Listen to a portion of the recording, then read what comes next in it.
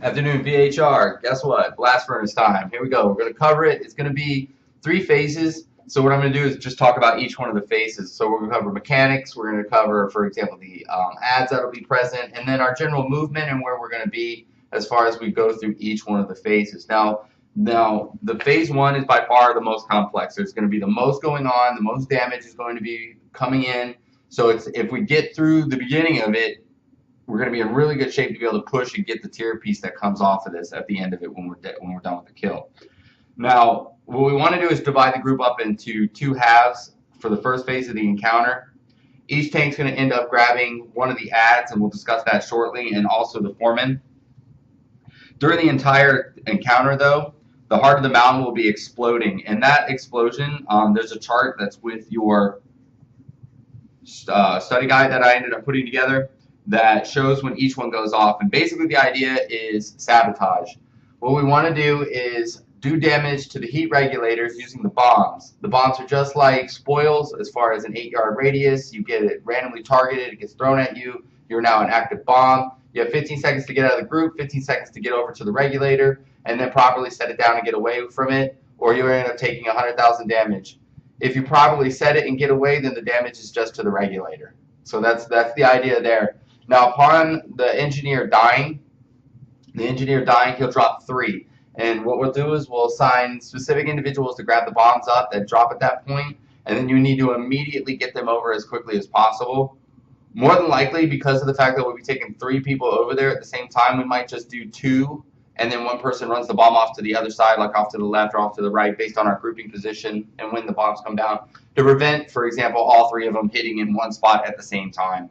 Because that would be really bad if we had 3 people up there, they were all able to get it down perfectly, and then all of a sudden all 3 bombs blew up just because of time, and another person was running in for it because the 2 got there already. The other one's following up a little bit late on the movement and then blows everybody up. So another element too that we want to make sure that we're paying attention for, we're going to have an interruption rotation for, is repair. The engineers repair the regulators. So they're either throwing bombs or they're repairing the regulators.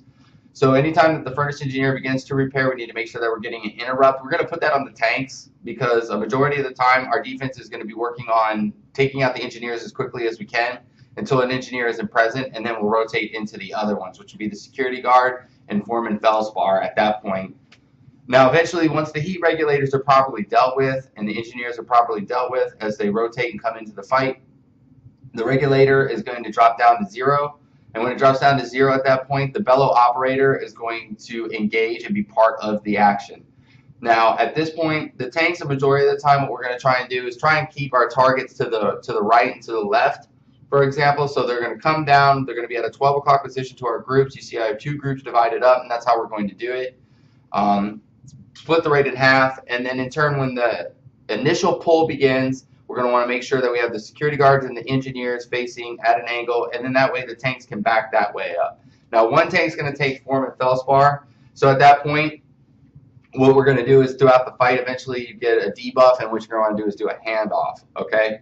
And we'll just have to learn when that debuff gets to that point, so that way we can do what we need to with it as far as, you know, having a good handoff, and then also so that the tank doesn't end up taking any huge damage spikes. Now, dealing with all the ads, and let's just talk about their mechanics. The security guard has one that's called defense, and what he's going to do is he's going to put down a 99% damage reduction AoE circle. So if anything's inside of it, it's not taking any damage. You know, it's only taking 1% damage.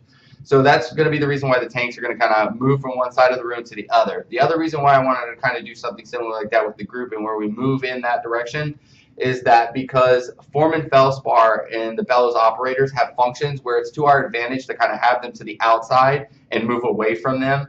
Or, for example, on the roar here, which is a cone attack, we don't want it towards the group, we want it away from the group. So its range is limited, so it won't hit this other side here, but we can angle it, for example, so that way it doesn't cause damage to anything except for to the tank who's working it. Now with foreman felspar, he is a mini boss. He has 3 functions that he does throughout the encounter until he's dead, and that includes the ruptured zones, pyroclasm, and melt armor. Ruptured zones, he's going to randomly target an individual. It's going to create an effect, a ruptured zone underneath you. So what we have to do is we're going to probably do like a 5-yard spread to start with and adjust from there. And when you get cast, when he starts to cast the ruptured zone, you're going to have to watch DBM. I'm not sure the cast time, but what you're going to want to do is move it off to the outside every time. So that way we're putting all of the ruptured zones here, for example, and then what we have next is the pyroclasm. The pyroclasm is a random attack, and this is why we're going to have a settled 5-yard spread to begin with, is because he's going to randomly target somebody, he's going to shoot you with pyroclasm, and then you're going to blow up because of the damage that causes from it.